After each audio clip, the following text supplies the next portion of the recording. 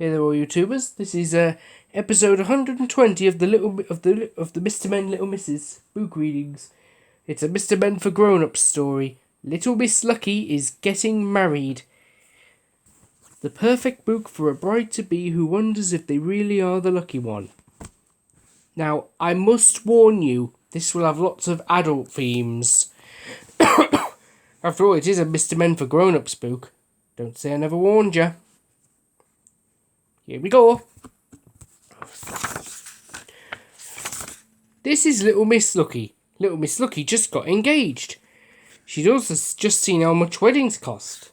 It's fine, she said. I'll just do something simple with a few friends and no fuss. I completely agree, said her mother. It's your day and I won't interfere. I'll just leave this little book of ideas, instructions and fabric samples here and drop the other 4 volumes round later. Little Miss Lucky's bridesmaids couldn't wait to get involved. I've got you a colour-coded folder for your wedmin, said Little Miss Wise, her sensible friend from primary school. And I've got you a stripper for the hen-do, said Little Miss Naughty, her crazy friend from uni. And I've ordered devil horns, elbows, and straws shaped like wellies, said Little Miss Wellies. We'll need wellies if we're going glamping. Brilliant, said Little Miss Lucky, just as long as we keep it simple. But the big deal was already getting bigger. And so was her mum's wedding hat. Now, for the table decorations, I'm thinking lilac napkins to complement the prawn vol au vents. 500 should be enough, but you know what Mr. Greedy's like around a buffet. What did we decide in the ice sculptures? Dolphins, parrots, or beavers? Aunt Dotty wants to know if there's a free bar. Cousin Fussy wants to know where he's sitting. And Uncle Clumsy's asked if you can pick him up from the station on the way to the church. Little Miss Lucky reached for the gin. The hen-do preparations were in full swing. Hey hens, so we're thinking cottage in the Cotswolds, vintage green tea and bonnet making, and loads of booze. So if everyone could send over their favourite memory of Little Miss Lucky and a £500 deposit by Friday, that would be great. P.S. Don't worry, I'll take care of the food this time. They didn't want a repeat of Little Miss Brainy's hen-do when the hog roast was somewhat undercooked.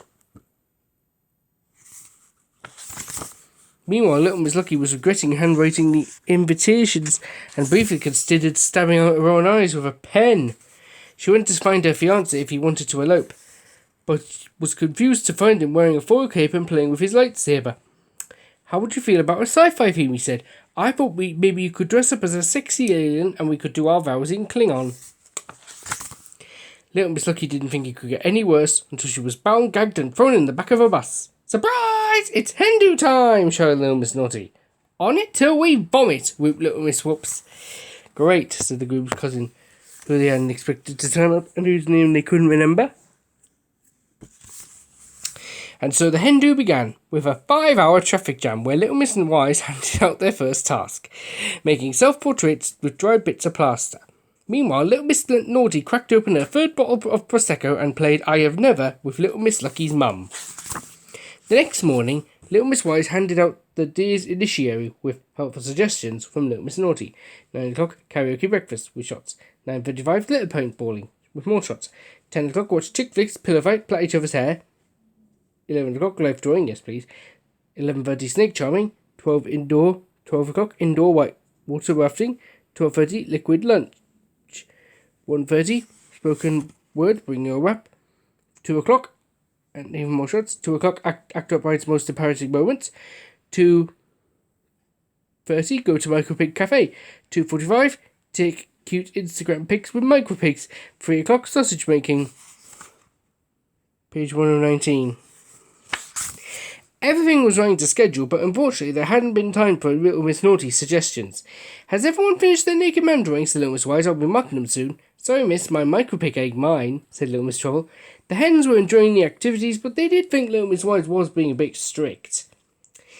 Little Miss Chowbox didn't appreciate having her phone confiscated during bonnet making, and Little Miss Stubborn wasn't best pleased about having to sit out a pole dancing after forgetting her nipple tassels. Is it time to go to the pub? Asked Little Miss Curious. Actually, our next activity is decorating knickers, said Little Miss Wise. Did someone say pub? Said Little Miss Naughty, already distributing phallic straws, putting on a Let's Get Lucky t-shirt and painting big red L's everywhere. Hooray! Cried the hens, grabbing some blue roll and fashioning little Miss Lucky a makeshift wedding dress. And so the hens were ready to fly the nest, spread them with her wings, and get totally wasted. Little Miss Lucky was just being shuffled into a taxi when she noticed that someone was missing. She eventually found Little Miss Wise huddled in the corner, crying into a pile of knickers. I just wanted everyone to have fun, she sobbed. They are, said Little Miss Lucky. And for you to have the perfect hen do. I am, said Little Miss Lucky. And for you to have hundreds of pairs of knickers embroidered with our favourite memories of you. Little Miss Lucky didn't know what to say. Eventually she had an idea.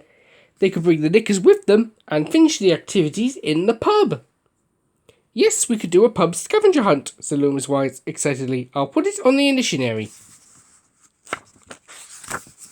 It was a night to remember, although few of them did after Little Miss Curious made them sample every drink on the menu. Little Miss Chatterbox chatted up all the Mr. Men in sight. Little Miss Whoops lost her shoes and her dignity in a dance battle. And Little Miss Tidy was sick in a bin. The groom's cousin was about to start her rap titled My Name Is... when Little Miss Lucky's mum got them chucked out of the club for grinding at the bar. But up the road, a gleaming light beckoned them to the place where every great night should end, the kebab shop. Screw the wedding diet, said Little Miss Lucky, diving headfirst into her cheesy chips. The sleeping hens were rudely awoken by the sound of screaming. Little Miss Wise had just caught sight of herself in the mirror. They crawled slowly out of bed, vowing never to drink again. A rather wobbly Little Miss Whoops was in charge of the hangover breakfast, but 50 smashed eggs later, they resorted to eating their pastor self-portraits. I've had the best hen do ever, said Little Miss Lucky face down on the floor.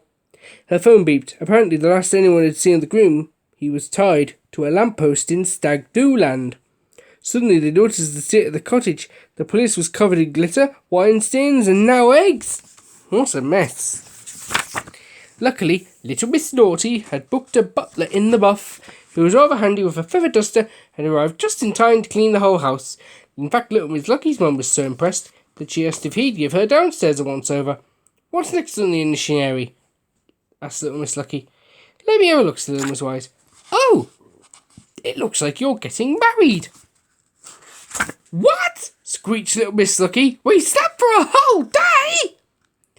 But lucky for Little Miss Luckily, she had her hens. We can make you another Luro wedding dress, said Little Miss Naughty. You can wear these devil horns as a tiara, said her mum. I brought everything you need for the wedding with us, said Little Miss Wise. To the hen do baths, everyone, and we've still got to pick up Uncle Clumsy on the way. Thankfully, Little Miss Lucky made it to the spaceship marquee on time, and so did the groom once they wired him an emergency passport.